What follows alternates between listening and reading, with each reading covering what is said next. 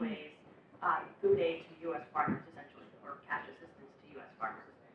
So what we did was to, again, do a randomized survey where we looked at whether people who are getting food aid are actually accessing basic food and sustainable sources of food. It won't be surprising to you to hear that what we found is, and I can't give you the details because we're still analyzing it, but essentially, like, huge numbers of our respondents in the 90s reported that they had to minimize the size of their meals, they had to go without certain meals, they had to go without major nutrient groups for days at a time.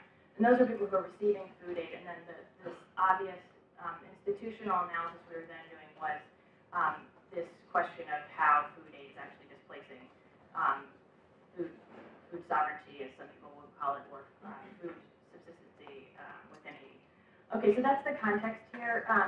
After the earthquake, I think what you've seen is this, I think that the placing of all of the discourse we're hearing in the context of neocolonialism is incredibly important, and human rights is often used to that effect as well. And I think what we've been seeing in particular around the humanitarian aid is incredibly important for us to interrogate. So a couple of things I'd like to just say about a human rights approach to humanitarian assistance, which I think is incredibly important. The first thing is this whole concept of the failed state and the idea that there is no state in Haiti. Now, it's true that the international community has tried to weaken the state, but it's also not true that there is no state. And so what does that mean in terms of rebuilding and building and extending infrastructure? That means we shouldn't be pouring all of our money into NGOs. This is a lesson we should have learned about 20 years ago. So, it's great that we're all handing out things about where to give money, but it's important to ask the question, do those NGOs partner to capacity build the state? And so just, our partner organization is Zame La Sante, which is the Haitian counterpart of Partners in Health.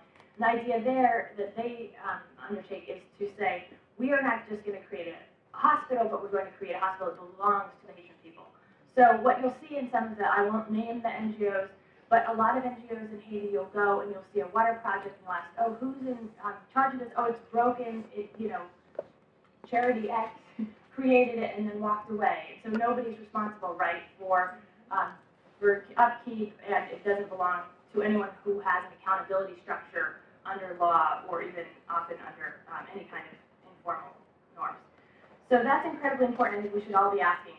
Secondly, this question of who's implementing the aid, this is really important. Is there any accountability of those people to Haitians, or is all the accountability to their donors who are up here? That's really problematic, and we need to insist on accountability structures. Transparency. What you see in Haiti time and time again, and this is one of the things we've been working hard to monitor, is donor states pledging at these conferences, oh, we're going to give $500 million, whatever.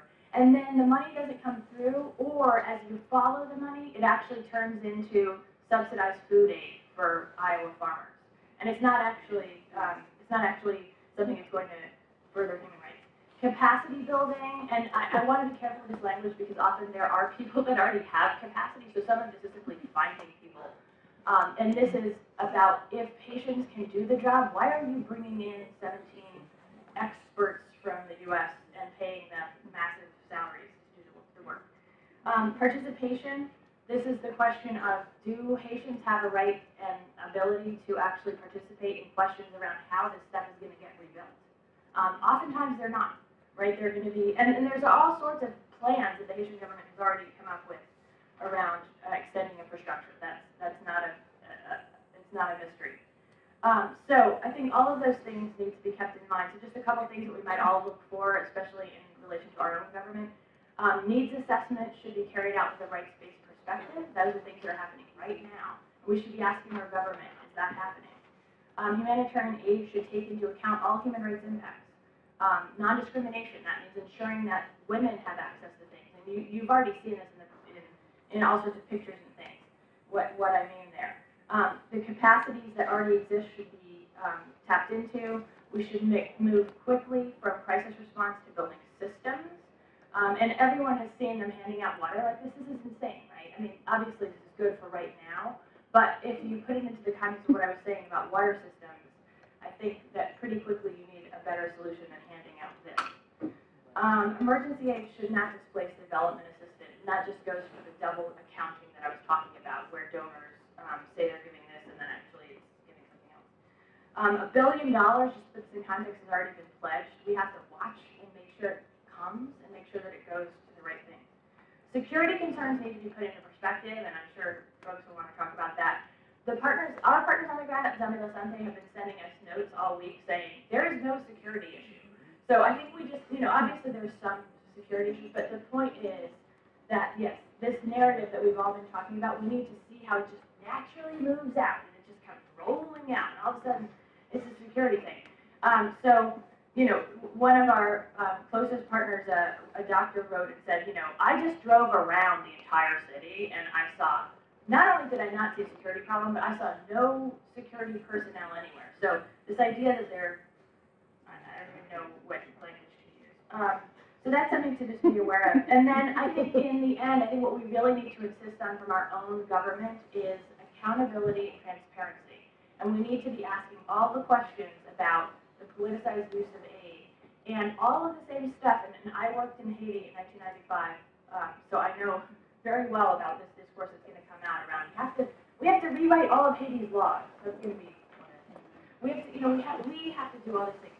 So we need to really be very conscious about how our own government jumps into that and starts using this language of human rights and humanitarian aid in a double discourse to actually further something that's not about human rights at all.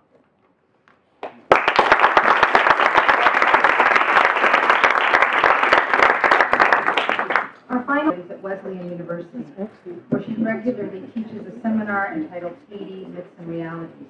Born in Pétionville, Haiti, she is the author of a book entitled Downtown Ladies, Informal Commercial Importers, a Haitian Anthropologist and Self-Making in Jamaica, published in 2007. She's also the author of numerous articles on the Haitian diaspora and voodoo. She's a poet, performance, and multimedia artist, and she has performed her one-woman show entitled Because When God Is Too Busy, Haiti, Me, and the World, a monologue that weaves together spoken word with voodoo chants, and she's performed that across the U.S. She is also the co-founder of the Haiti Illumination Project.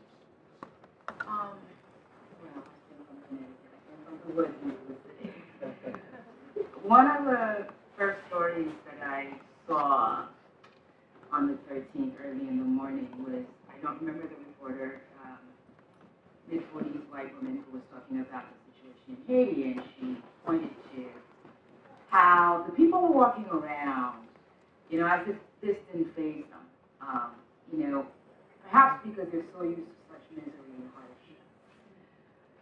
I was rocked by that, and I sat down. Since this has happened, I almost on a regular basis start to disassociate. I start leaving my body. My mind literally starts to take a vacation because this is just too much for this life to bear. And I keep thinking, here I am in my little apartment in Middletown, Connecticut, with my little pink, pink. And, all is relatively well. I have my health, I have a job, and I have friends. I'm not in a devastated environment, yet I'm experiencing this. So if I'm experiencing this 1,600 miles away, what is it like for the people who are right there in the thick of it, who cannot turn off their television, who do not have a job to go to that would force them to sort of like become, however, but just to sort of like get re-embodied in a different way so that your main priority is not the devastation you've just lived through and are continuously living through. That moment for me was one of the moments that sort of encapsulated how Haitians in Haiti continues to be dehumanized, right? So Haiti's in simple categories. We've always seen that in the media. But this moment, I thought, I actually did naively think we were going to have a couple of days where we're going to be humans before the other narratives started, but we didn't get that much time. As you are all well aware, it didn't take long for certain images to be plastered all over the media that have now become representative of Haitians in ways that completely and totally obscure the reality on the ground. And I think, you know, I'm not going to repeat, but what you've heard from almost every single one of us here is that there are other things happening that the cameras, you know, with their sort of limited frame, you know, are capturing or are showing. And so there's quite a bit going on, because I think it's really important for us to think about why is it those images that we are continually seeing, and especially at this particular moment, right? Because I think there's something to be said for how does one characterize devastation? How does one characterize what's the word I'm looking for, catastrophe, and still give the person who's experiencing it some humanity? We've been completely wiped of that. But, you know, as everyone else has said, you know, thanks Professor Dash for the, you know, it's 1804 all over again. It's the day after. It really, in many ways, I think that's actually a really good point. It is the day after. So one of the things that I would like us to sort of think about is what some of those narratives are, and, you know, also to ask what purposes are they serving? I mean, I see this dehumanization occurring in very interesting ways. I think what you have is different threads of it. You have a subhuman, and you also have a superhuman, right? The superhuman is just like, they've been through so much hardship, you know, there's nothing else they can ever do, they're resilient. Well, the most important thing for me about that, and the reason that I began with the story about the trauma, is no one has mentioned public health or mental health in relation to this. No one. If you've heard it, please let me know. I have not heard a single reference to what kind of impact will this have. Oh, yeah. What kind of impact will this have on the people who just lived it and are continually living it? Because the 6.0 this morning was an aftershock that kind of like seized us all back into another reality again. So it's not over.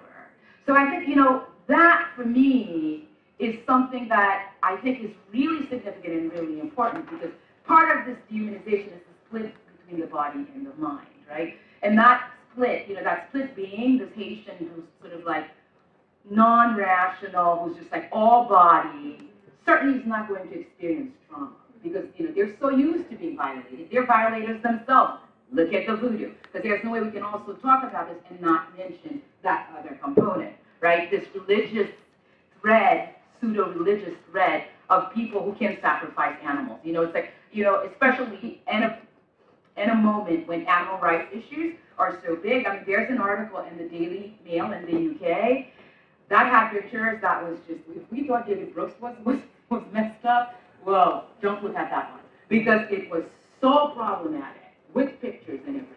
Of course, always without context, right? I mean, always without context. So one of the things that I think is really important is, you know, what does it mean that Haitians or the Haitian or, you know, are without mind? You know, and so we get that image in the newspapers a lot. So I'm really concerned about that, the superhuman, you know, who can take everything, and of course lives in this cursed island, right? Because that's the other way it's being framed. We keep hearing Haiti is so cursed. And I'm like, no, it isn't cursed. It's nothing that a little bit of history can explain. The thing is, though, curse can be a euphemism for structural issues, right? I mean, if you start thinking about it in other terms, we can say, okay, there is a history of destabilization here, as opposed to it's cursed. So then, for me, again, is who does it serve to have this narrative? Because it reinforces the pact with the devil, right? You know, so then, and I have a joke, you know, I'm like, yeah, we've been in bed with the devil. I the devil's the euphemism for European colonizers. As soon as that's it, we're good. And I think it's really important for us to sort of like take some of those narratives and like bring them and put them back onto their head, so that we say, no, the history that we have is a history of, and then spelling it out. So I think it's really interesting. And then again, this, why are they so poor? You know, people are, you know, sort of struck, get that in the media. And one of the questions that I have is, well, why did you think $2 a day looked like? You know what I mean? I think one of the things about this is that, you know, you get this sort of this sense of like, this is so unimaginable. Yet it's been that way for quite some time. This is not new. So then why is it that we can think about poverty in the abstract, and then when we see it in reality, we don't really know quite how to respond to it? Because I think one of the things that's happening now, which I think may have something to do with the extent of the limited frame or gaze of the press, is that they cannot show the devastation to the extent that it truly is at this point. Some of the pictures out of Canada are actually much more realistic, which I thought was really interesting. You really get the sense of the scale in this scope. And you know, there's some other things going on, and that's for questions and so forth. But I just think that it's really important for us to sort of like think about who's giving us what images and why are they giving us those particular images. Another thing that, you know, to go back to the voodoo component, you know, and we talked about, you know, how that's been both used and misused. And I've been really, like, overwhelmingly sort of like, I don't even know what the word is in terms of like how to sort of deal with that, because the counter image that we got this weekend was people praying. I don't know if some of you noticed that. And, you know, people praying, look at this, and look at this hardship, they're going to church. You know, and there's an interesting moment here that I think needs to be noted. And then there's a dream moment that's not happening. So the interesting moment that needs to be noted is part of what you're seeing is a plurality that's always been there for quite some time, which is, despite what people have said about Haiti in years before, the reality is quite different. You know, evangelicals and Protestants have a hold on the island. You know, it's about 30 to 35% Protestant. It is not 100% voodoo, regardless of what you may think. It has never really been. So it's really important to think about their presence and what that means. And so part of what was really interesting in looking at those images and watching some of those videos, you get the same narrative that we got from Pat Robertson, right? Which is, the devil's done this to us, you know? And I want to make a personal connection to this.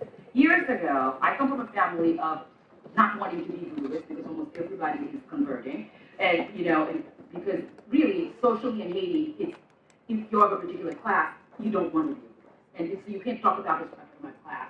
And you certainly can't talk about this when I'm talking about color either. So there's a lot of things that are really key, you know, to sort of like explain this. And a cousin, you know, I'm like, oh, we need to save the Pedestal, we need to save the, you know, our voodoo temple. He's like, those things are not modern anymore. So then I'm like, okay, is there going to be a post-quake voodoo?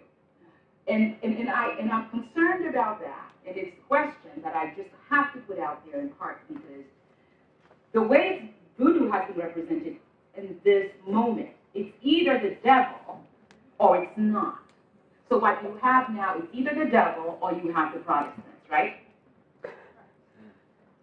And that to me is one of the scariest, scariest moments. And I'm very concerned about where will voodoo be. It's already been demonized. It's been demonized forever. But where will it be in the future? Will there be a space for it? Can there be a space for it? So I think it's one of those things that we need to pay attention to, because one of the things about Haiti is it's actually always been plural. But Haiti's always been explained in very simple terms. You know, the simplicity serves a lot of purposes, and again, we can sort of like get back to it. But another thread that I wanted to point to with regards to the rescue efforts, given the enormity of this catastrophe, why all this attention to single rescues? You get one person gets saved, and then, you know, the world has been changed forever. You know, like something has happened. Meanwhile, and there's a lot we are not seeing. You have places like Cité Soleil, Cité de Dieu, Martissant, with hundreds of thousands of people where no one has gone because of security issues as of today. So then what you have is these hubs, slums, that are basically going to be death grounds.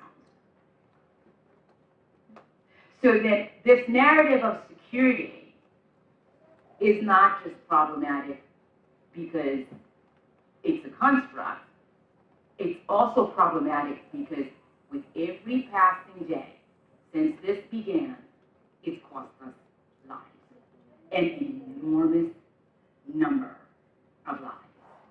And I think one of the things about, I mean, on Facebook, I keep going, Cité Soleil, you know, is being ignored. It's like to put some pressure in terms of like needing more visibility in terms of why are certain places not being looked at all. And And I think something else that this really, really reveals is that Haiti's a commodity. Haiti's always been a commodity. And I think one of the things that's happening now, because I've been struck by the extent to which, so quickly, so many are ready to talk about the building efforts and what the country will need. And I'm like, anybody stop to ask anybody? Just like, you know what I mean? So I mean, I think there's something that really ties into what Meg just said that's so important. So where I am and what I've been saying is, those of us who are concerned we're here, we're in this room right now, we need to become even more vigilant and be watchful. We need to ask questions.